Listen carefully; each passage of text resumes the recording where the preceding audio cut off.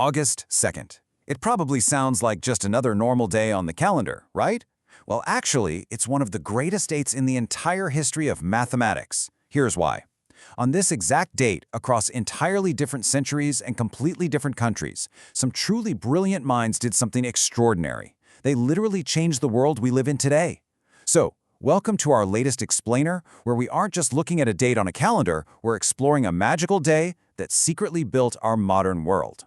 So, what do all these world-changing minds actually have in common? We're going to go on a really fun, high-energy detective journey across the centuries to find out, because every single person we're going to meet in this explainer shares a direct connection to August 2nd. And don't worry, instead of giving you some dry, boring biology or history lecture, we're going to treat this like a highlight reel of pure human genius. You ready? Let's get into it. Okay, let's dive into this timeline. This is our roadmap for today. We're dropping 4 distinct dots onto our August 2nd timeline: 1784, 1856, 1890, and 1927. Each one of these years marks a massive leap forward for humanity, all tethered to this single date. Let's kick things off with our very first era. Now, before we start naming names, I want you to think about a wonder of our modern world. Have you ever actually wondered how engineers know exactly how to build a perfect machine? I mean, whether it's the engine in your family car, the high-tech motors in a factory robot, or even just the gears on a simple bicycle, how do they know how to make them function flawlessly without the whole thing just breaking apart? Well, that answer goes all the way back to Lazare Carnot, the machine master. On August 2nd, 1784, he won a prestigious gold medal from the Paris Academy of Science, and he actually later passed away on this exact same date, August 2nd, in 1823. Carnot basically gave us the absolute foundational physical rules that make all our modern machines function. See, before him, people built machines mostly by trial and error, just guessing, really. But Carnot actually wrote down the math for how movement is communicated through gears and levers. He brilliantly separated the forces at work into what he called soliciting forces, which is the power pushing the machine forward, and resistant forces, like friction, pulling it back. Think of an old water wheel, right? The rushing water is that soliciting force pushing it forward, while the friction of the wooden axle is the resistant force holding it back. He essentially gave us the ultimate mathematical instruction manual for the mechanical world. And that brings us to our first massive takeaway. Every machine we use today operates on rules written centuries ago. Seriously, every single time you ride an elevator or start a car, you have Lazare Carnot's August 2nd genius to thank. All right, we're still on August 2nd, but now we're jumping forward in time to 1856. It's the same date, a completely different country, and an entirely new way to look at the world. But first, here's a mystery for you. How does a scientist sitting in a lab in India perfectly understand a highly complex formula written by a researcher all the way in Japan? Or, think about the internet for a second. How do computers across the entire planet agree on the exact same protocols to share your emails and streaming videos instantly? The answer to that kind of global unification traces right back to August 2nd, 1856, the birth date of Ferdinand Rudio, the global connector. He looked around at the scientific world and realized it was incredibly disconnected.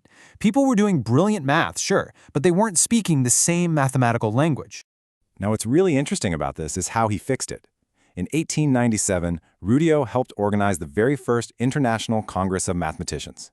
Just imagine trying to build a global scientific community when everyone is essentially using a different dictionary. Rudio pushed hard for math to have one universal standard, just like physicists had already agreed on standard units like the volt and the ampere. He created global directories and shared scientific journals. He made absolutely sure that math could be shared across borders without anything getting lost in translation. And that gives us this really profound realization. Math is the original universal language of the entire world. Long before the internet connected our computers, Ferdinand Rudio was out there helping connect our minds through a unified language of numbers. So, one date, but so many incredible stories. Let's keep this momentum going. We're resetting our timeline, staying on August 2nd, but now we're leaping to the year 1890. Okay, here's a totally mind-bending question for you. When you look up at the night sky, you see millions of stars that are literally light years away. So how do we know exactly what those distant stars are made of, down to the exact chemical elements, without ever traveling into deep space to scoop up a sample? The answer to this cosmic mystery traces back to August 2nd, 1890, and the birth of Herbert Dingle, the star decoder. Dingle specialized in this fascinating field called spectroscopy. In simple terms, he studied how different elements, things like iron, mercury, and fluorine, give off very specific patterns of light when they get super hot. By passing that starlight through a prism and studying these unique light patterns, or spectra, Dingle and his peers realized something amazing.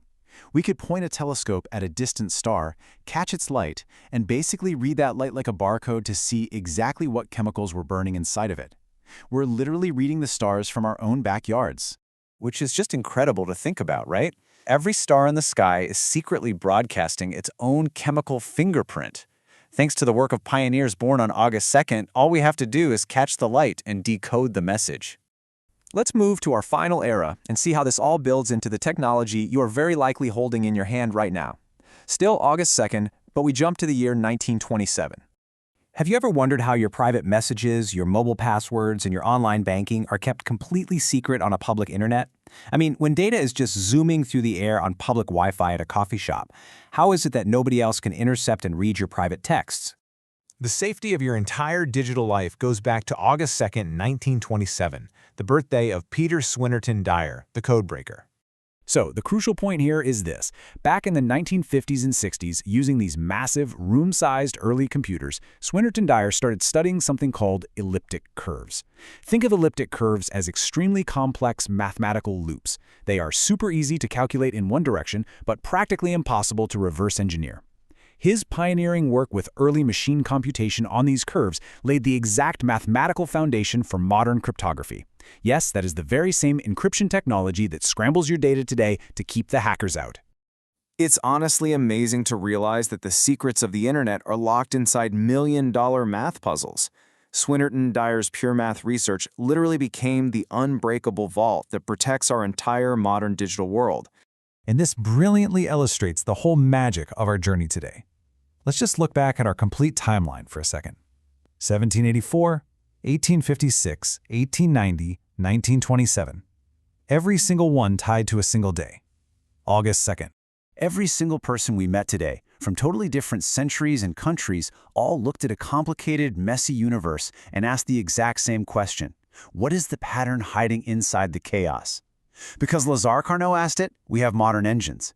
Because Ferdinand Rudio asked it, we have global scientific cooperation. Because Herbert Dingle asked it, we understand the stars. And because Peter Swinnerton-Dyer asked it, our digital world is secure.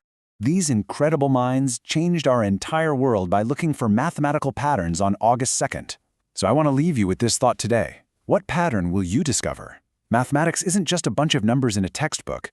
It's literally the secret code of reality, waiting for someone exactly like you to decipher it. Thanks for joining me on this explainer. Keep asking those big questions and keep exploring.